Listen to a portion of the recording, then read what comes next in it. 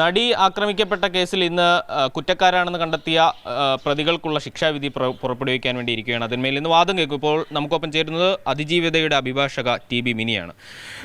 എങ്ങനെയാണ് ഈ കുറ്റാരോപിതരെ അടക്കം തെളിവില്ല എന്ന് കാണിച്ച് വെറുതെവിട്ട കോടതിയുടെ ഭാഗത്ത് നിന്ന് നിലവിൽ കുറ്റക്കാരാണെന്ന് കണ്ടെത്തിയിരിക്കുന്ന ആളുകൾക്കെതിരെ ഏത് നിലയിലുള്ള ശിക്ഷാവിധി ഉണ്ടാകുമെന്നാണ് കണക്കാക്കുന്നത്? ഈ 6 പേരെ സംബന്ധിച്ച് അവർക്കെതിരെ പറഞ്ഞിരിക്കുന്ന തെളിഞ്ഞിരിക്കുന്നു എന്ന് കോടതി പറഞ്ഞാൽ എല്ലാ കാര്യത്തിലും മാക്സിമം ശിക്ഷ ഉണ്ടാവും.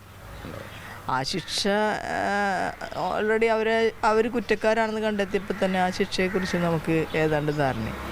പക്ഷേ പൾസർ സുനി ഏതാണ്ട് 8 വർഷത്തോളം ജയിലിൽ കിടന്നു.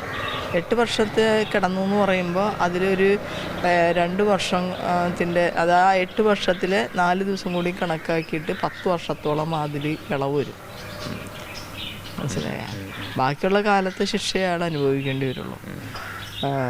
ബാക്കിയുള്ള കാര്യത്തിനൊക്കെ തെളിവ് നശിപ്പിച്ചു എന്നൊക്കെ പറഞ്ഞ 1-2 ആൾക്കെതിരായിട്ടുള്ള ചില കുറ്റങ്ങൾ ആണുള്ളത്.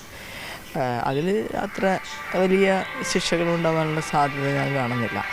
പക്ഷേ ഒരുപാട് വേറെ സംഭവങ്ങൾ ആ ജഡ്ജ്മെൻറ്റിൽ ഉണ്ടാവും.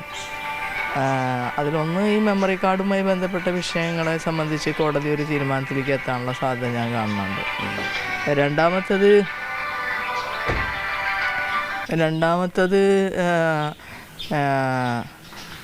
ചില കാര്യങ്ങൾ അല്ലാതെയും ആ ജഡ്ജ്മെൻറ്റിൽ ഉണ്ടാവുമെന്ന് ഞാൻ പ്രതീക്ഷിക്കുന്നുണ്ട്. അതൊരു വലിയ പ്രശ്നങ്ങൾ ആകാവുന്ന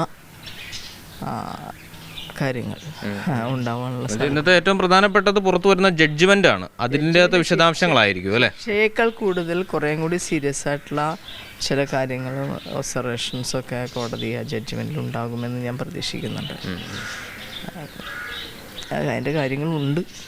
ദിലീപിനെ വെറുതെ വിട്ടതിന് എന്തുകൊണ്ട് എന്നുകൂടി അതിൽ വിശദീകരിക്കുന്നുണ്ടാകും അല്ലേ? അത് തീർച്ചയായിട്ടും അതിൽ വിശദീകരിക്കും. നമ്മളുടെ അതെല്ലാ ജഡ്ജ്മെൻറ്റുകളിലും വിശദീകരിക്കും. ചിലപ്പോൾ കോടതി എല്ലാ തെളിവുകളും അംഗീകരിക്കുകയും പക്ഷേ സംശയത്തിൻ്റെ ഒരു ബലം കൊടുത്തുകൊണ്ടായിരിക്കും വിട്ടിരിക്കണം.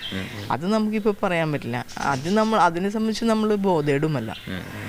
കാരണം എന്ന് വെച്ചാൽ അതങ്ങനെയാണല്ലോ, അതെല്ലാ ജഡ്ജ്മെൻറ്റുകളും അങ്ങനെയാണ്. പക്ഷേ ഈ കേസിൽ ഈ പ്രതിനെ വെറുതെ വിടാനുണ്ടായ ഒരു സാഹചര്യത്തിലേക്ക് എത്തുമ്പോൾ അതിൽ വേറെയും കുറേ പ്രശ്നങ്ങളുണ്ട്. അതും ഇപ്പോൾ ചിലപ്പോൾ ഈ ജഡ്ജ്മെൻറ്റിൽ ഉണ്ടാവാൻ സാധ്യത നമ്മൾ കാണുന്നുണ്ട്. കാരണം എന്നെ സംബന്ധിച്ച് മെമ്മറി കാർഡിൻ്റെ കേസ് കൊടുത്ത ഒരാളാണ് ഞാൻ.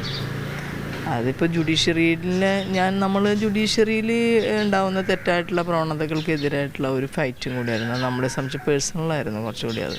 കാരണം ഞാനൊക്കെ ആത്മാർത്ഥമായി വിശ്വസിച്ച് നടക്കുന്നൊരു സംവിധാനമല്ലേ. അപ്പോൾ അതിനെ സംബന്ധിച്ചും ഒരു വിധി ഉണ്ടാവാനുള്ള സാധ്യതയുണ്ട് എന്ന് ഞാൻ പരാമർശങ്ങളുണ്ടാവും. അതിൻ്റെ ചിലപ്പോൾ ശിക്ഷയുണ്ടാവാം, അതിനെക്കുറിച്ചുള്ള കാര്യങ്ങളുണ്ടാവാം, അതൊക്കെ ഉണ്ടാവാനുള്ള സാധ്യതയുണ്ട്. മറ്റൊരു വിഷയത്തിൽ കൂടി ദിലീപ് തനിക്കെതിരെ നടന്ന ഗൂഢാലോചനയുമായി ബന്ധപ്പെട്ട് ഗൂഢാലോചന നടന്നു എന്ന് ആരോപിച്ചുകൊണ്ട് നിയമ നടപടിയുമായി മുന്നോട്ട് പോകുന്നതല്ലേ പറഞ്ഞിരിക്കുന്നത്? അതിനെ സംബന്ധിച്ചും ചിലപ്പോൾ ഈ വിധിയിൽ ഒരു പരാമർശം ഉണ്ടായേക്കാം എന്ന് ഞാൻ കരുതുന്നുണ്ട്.